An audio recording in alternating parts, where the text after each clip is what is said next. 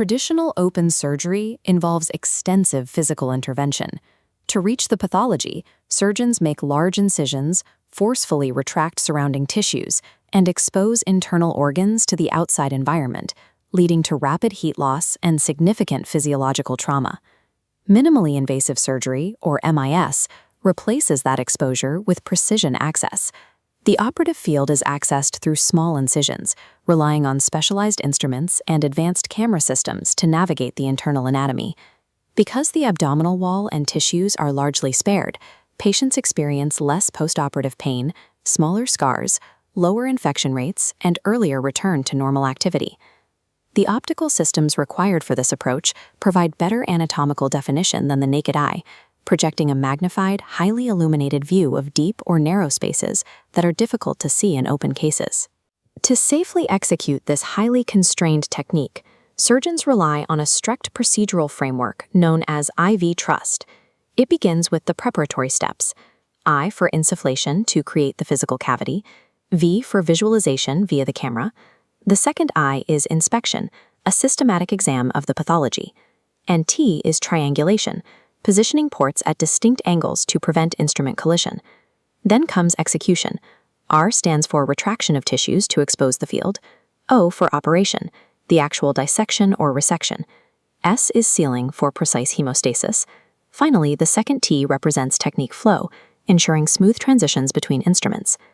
Because minimally invasive techniques strip away the surgeon's ability to directly touch the organs or view them broadly, clinical safety depends entirely on mastering this rigid step-by-step engineering framework. Abdominal laparoscopic surgery requires deliberate distension of the peritoneal cavity. This creates pneumoperitoneum, a pressurized dome that gives surgeons the physical space they need to work. Carbon dioxide is the universal standard for this. It is highly soluble in blood, allowing it to be easily exhaled through the lungs, and it is non-combustible. This diagram shows the pressurized environment of the abdomen. Surgeons avoid room air and oxygen entirely because they support combustion during electrocautery. Instead, CO2 is pumped in until the standard intra-abdominal pressure reaches 10 to 14 millimeters of mercury. As the peritoneum rapidly stretches to accommodate this gas, it triggers strong vagal stimulation. This leads directly to sinus bradycardia, the most common arrhythmia encountered during laparoscopy. The rising pressure physically compresses the inferior vena cava. Venous return drops, pulling cardiac output and systolic blood pressure down with it, which is often followed by a compensatory reflex tachycardia. Simultaneously, the expanded abdomen forces the diaphragm upward into the thoracic cavity. This decreases vital capacity, functional residual capacity, and tidal volume, while increasing overall airway resistance. For healthy patients, the anesthesiologist can manage this mechanical restriction, but for patients with COPD, this diminished lung capacity is a major risk, often requiring higher positive end expiratory pressure, or PEEP, to maintain adequate gas exchange. The pressure gradient also extends systemically. Raised intra-abdominal pressure reduces renal blood flow, causing a drop in urine output, and can increase intracranial pressure in vulnerable patients. Even after the surgery ends, the physics of the gas persist. During procedures like a laparoscopic cholecystectomy, patients are tilted head up. Residual CO2 rises, trapping itself under the right dome of the diaphragm. This irritates the phrenic nerve, causing referred pain to the right shoulder tip, the most common postoperative complaint for this procedure. Creating the operative space induces profound systemic distress that requires active, constant management from the surgical and anesthesia teams. To get the gas inside, through the needle at a rate of 1 to 4 liters per minute. Because this is a blind entry, surgeons confirm correct placement using the saline drop test.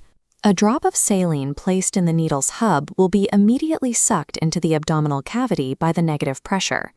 This map marks the standard entry site just below the umbilicus.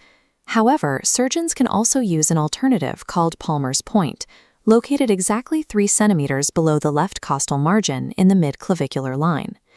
The alternative to the Veress needle is the Hasson open technique.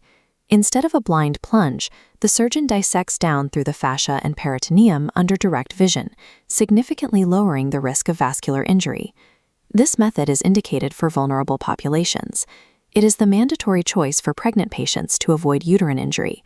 and for patients with previous abdominal surgeries who likely have internal adhesions stuck to the abdominal wall. Once pneumoperitoneum is established, larger ports called trocars are inserted. A strict clinical rule applies here. Only the first trocar is inserted blindly. Every subsequent trocar must be inserted under direct camera vision. If a blind trocar does strike and perforate the bowel, the protocol is absolute.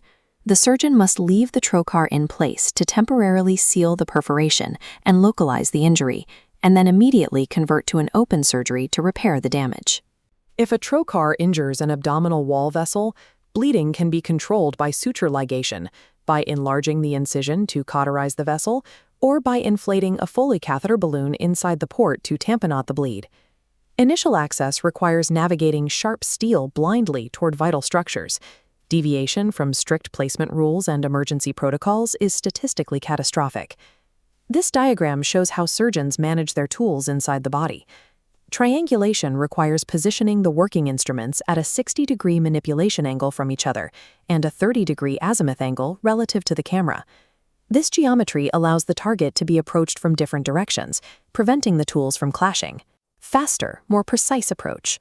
This highly structured approach is necessary to compensate for the major physical limitations of standard laparoscopy. The surgeon is operating entirely through a flat, two-dimensional monitor with almost complete loss of tactile feedback from the tissue. Without the ability to simply press a finger on a bleeding vessel, achieving hemostasis is complex. Surgeons must rely on mechanical pressure using specialized swabs, electrical coagulation, or topical hemostatic agents like Surgicel. Relying heavily on electrical coagulation introduces a hidden physics hazard, capacitance coupling. If an instrument's insulation cracks, stray electrical current can leak out. If that instrument is passing through a metallic trocar, the trocar itself becomes electrified and will severely burn any adjacent bowel resting against it. Because this dermal injury happens back at the entry port, entirely outside the camera's field of view, it is occult. The surgeon will finish the procedure completely unaware of the perforation they just caused. The definitive prevention strategy is simple. Strictly maintain instrument insulation and use completely plastic trocars. Plastic cannot conduct stray current to the tissue. The combination of restricted geometry and invisible electrical phenomena forces surgeons to rely on proactive engineering safeguards, like plastic ports, rather than depending on direct visual confirmation of safety. Over decades, multiple modalities have evolved from this baseline. Conventional multi-port laparoscopy remains the foundational approach, offering excellent triangulation at the cost of multiple visible scars on the abdomen. Single-incision laparoscopy surgery, or SILS, attempts to improve cosmesis by placing all instruments through one hole in the umbilicus. However, parallel tools through a single port diminish triangulation, cause instrument collision, and increase the risk of incisional hernias. Hand-assisted laparoscopy goes in the opposite direction. By utilizing a specialized seal, the surgeon can insert one hand directly into the pressurized abdomen, restoring critical tactile feedback and aiding in complex dissections. To achieve a truly scarless procedure, surgeons developed NOTES, natural orifice transluminal endoscopic surgery. This bypasses the abdominal wall by navigating through existing anatomical pathways. NOTES utilizes the oral cavity, vagina, or rectum to access the surgical site. A high-yield distinction for exams, while it is a common surgical access point, the umbilicus is strictly not a natural orifice and is never considered part of NOTES. Robotic surgery systems like the Da Vinci operate on a master-slave principle. The machine does not think independently. It simply reproduces the surgeon's exact hand movements at the console, down to the micrometer. These platforms offer significant biomechanical advantages. They provide true 3D vision, filter out natural human hand tremor, allow for precise movement scaling, and grant instruments 7 degrees of freedom to articulate inside the body like a human wrist. But these benefits come at a substantial cost, often 3 to 4 times the price of conventional surgery. Robotics requires a steep learning curve and involves a total loss of tactile feedback between the surgeon and the tissue. Because of the system's complexity, training is highly regulated. Surgeons must progress from basic console simulation to wet lab practice before attempting supervised live cases. Each surgical advancement involves a specific trade-off. Gaining visual or cosmetic precision often requires sacrificing direct physical access, haptic feedback, or financial efficiency. This chart maps out exactly how those trade-offs balance. Conventional laparoscopy preserves triangulation but loses tactile sensation. Robotics provides 3D vision but involves significant cost increases. For rapid exam revision, commit these parameters to memory. Standard pneumoperitoneum pressure is tightly regulated between 10 and 14 millimeters of mercury using carbon dioxide. The most common intraoperative arrhythmia caused by this pressure is sinus bradycardia due to vagal stretch. Alternative access is at Palmer's point, 3 centimeters below the left costal margin in the mid-clavicular line. If the patient is pregnant or has prior abdominal surgeries, use the open Hassan technique. If a trocar injures the bowel, never remove it. Leave it in place to plug the hole and convert to open surgery immediately. To prevent occult bowel burns from electrical capacitance coupling, maintain instrument insulation and use plastic trocars. Notes procedures strictly exclude the umbilicus, and robotic platforms are pure master-slave systems, incapable of autonomous action. Whether a surgeon is utilizing a simple spring-loaded Varus needle or a sophisticated master-slave robot, success is dictated not by the tools, but by absolute mastery of the underlying physiological and physical boundaries of the human body.